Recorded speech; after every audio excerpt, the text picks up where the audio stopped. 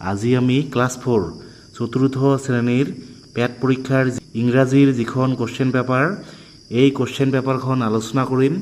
তোমালোকে ভিডিঅ'টো মন দি শুনিবা। প্ৰথমে read the following passages and answer the questions from question number 1 to question number 5। তোমালোকে এই পেজেছখন পঢ়িবা। এ লেটাৰ টু পংকজ, মানে পংকজলৈ এখন চিঠি। Dear Pankaj, I hope you are doing well. I am writing to tell you that I had a very exciting birthday last Wednesday. Thank you so much for your fantastic gift you sent me. I received it yesterday and absolutely love it. তোমালোকে এনেকৈ এখন পঢ়িবা। এতিয়া তোমালোকে তলৰ প্ৰশ্নবোৰৰ উত্তৰ দিব লাগিব। প্ৰথমে নাম্বাৰ 1, হু গিফটেড আসিম এ ক্ৰিকেট বেট। আসিমক কোনে এখন ক্ৰিকেট বেট দিছিল? ইয়াৰ শুদ্ধ অপশ্যন কোনটো হ'ব? অপশ্যন বি, ফাদাৰ, মানে দেউতাকে আসিমক এখন ক্ৰিকেট বেট দিছিল। তাৰপিছত number 2, when was Asim's birthday.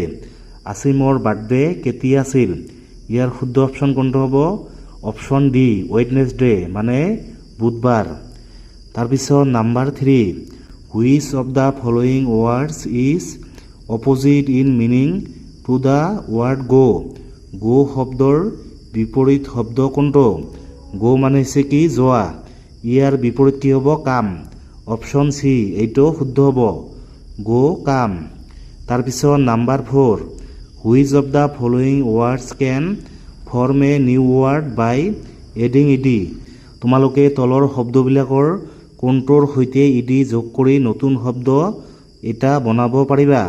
ইয়াৰ শুদ্ধ অপশ্যন কোনটো হ'ব? Option B, surprise. কি হ'ব? ছাৰপ্ৰাইজড। তাৰপিছত number 5, choose the appropriate collective noun to complete the given sentence. I saw a deck elephants roaming in our village. ইয়াত কি হ'ব? Option B, herd of. I saw a herd of elephants, মানে মই এটা হাতীৰ জাক দেখা পাইছিলোঁ। হাৰ্ড অফ এইটো হৈছে কি? এটা collective noun. Read the following passages and answer the questions from question number 6 to question number 10। তোমালোকে এই পেজেছটো পঢ়ি তলৰ প্ৰশ্নবিলাকৰ উত্তৰ দিব লাগিব। কি কৈছে? কম্পেশ্যন মানে হৈছে দয়া বা কৰুণা। One fine morning mister Sharma a kind hearted teacher was on his way to work.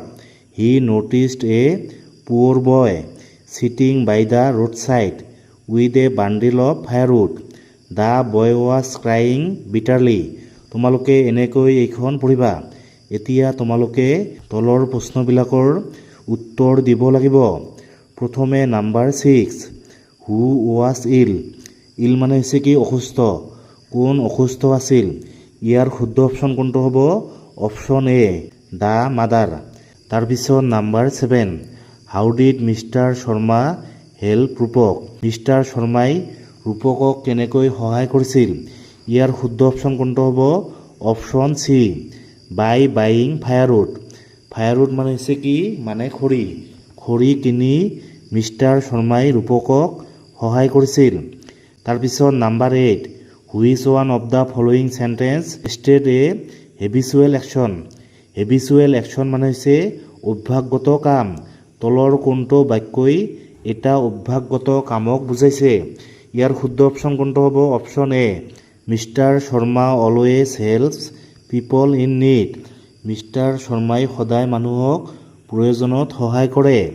তাৰপিছত number 9, which of the following is an appropriate positive pronoun to complete the given sentence. This woods belong to Rupak, they are his. ইয়াৰ শুদ্ধ option কোনটো হ'ব? Option এ, his, এইটো হ'ব শুদ্ধ option. এইটো হৈছে কি? পজিটিভ প্ৰনাউন। তাৰপিছত number 10, choose the affirmative sentence. তোমালোকে হা-বোধক বাক্যটো মানে বিচাৰি উলিয়াব লাগিব। এফাৰ্মেটিভ চেণ্টেন্স মানে হৈছে হা-বোধক বাক্য। ইয়াৰ শুদ্ধ অপশ্যন কোনটো হ'ব? Option D, he noticed a poor boy sitting by the road side. তেওঁ ৰাস্তাৰ কাষত বহি থকা এজন দুখীয়া ল'ৰাক দেখা পাইছিল। এইটো হৈছে কি এফাৰ্মেটিভ সেন্টেন্স, হা বোধক বাক্য।